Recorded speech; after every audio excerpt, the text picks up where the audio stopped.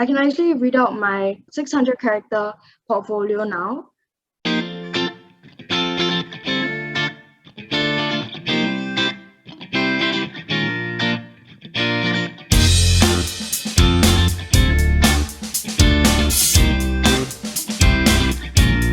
I'm Gayatri from the Diploma in Engineering with Business, and I'm in year one of Singapore Polytechnic. So the reason why I EAE is because I knew that I wanted to do something related to engineering because I love to solve problems and come up with solutions.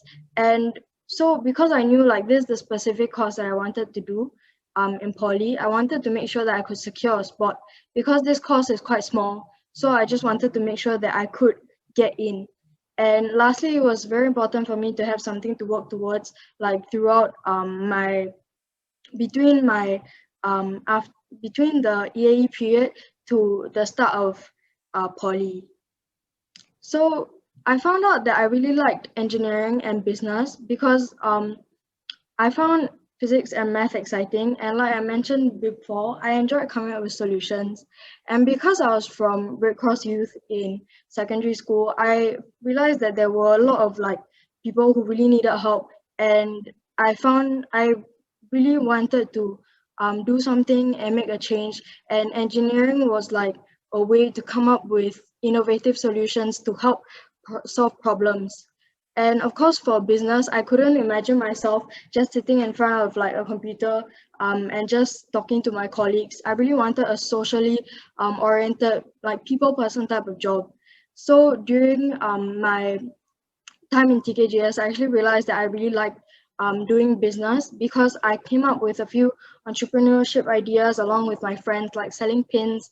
And we managed to, it became quite popular in our school. And yeah, I really enjoyed the whole process of selling pins and liaising with like all the teachers, the schools, and so on. So that's why I decided to go for engineering with business in Singapore Poly. As for my portfolio, what I included in my portfolio was testimonials from my teachers and certificates and documents relevant to my course.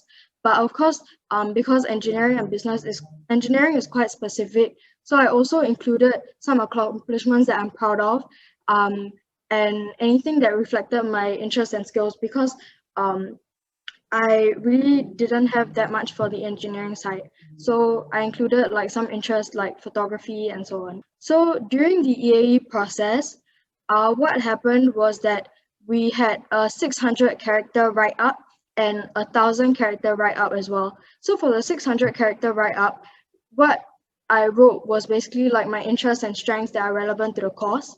So like let's say tinkering with broken toys for engineering, or like strengths with like coming up with innovative ideas and organizing information. I can actually read out my 600 character portfolio now. I said that I have always found interest in technical concepts behind everyday items. My father, an engineer, explains how they work, making me realize that there is more than what meets the eye. I also love to share with others the unique features of items I came across and learned about. I could share what I make better with businesses, with the business aspect of it. It allows me to learn more about engineering and entrepreneurship. Visiting my father's office gave me a better scope of what engineers do to fix issues in society. This piqued my interest further, being from Red Cross Youth and finding meaning in helping others. So I didn't include any of my achievements in here because the 1,000 character write-up is specifically for that. And in my 1,000 character write-up, I just wrote out any leadership roles like class chairperson or my CCA commitments, competitions, and also um, anything that I did for the school. I included that in my 1,000 character write-up. And then we also had a written test for my course. So all that was in there was a short MCQ test, and it just tested some information related to my course. So there was some math and like just some, simple electric circuit. Then they ask you to find the potential difference. Yeah, just simple things like that. And it just came, and this was right before the interview. And lastly, for the interview, we had 2 rounds of group interviews. And in the first round, that's mostly where we actually did most of the talking. The second round was just more of the teachers telling us about what the course would be like. So the questions we got asked in the first round were, tell me about yourself, and then share any of your achievements that you are proud of. So it didn't really need to be engineering or business specific. I realized that all of like the interviewees there, they didn't have much engineering experience as well. So they were just sharing anything that they were proud of. Like for example, I participated in the National Day Parade in 2017. Like they were just sharing things that weren't so relevant to the course, but they were still proud of.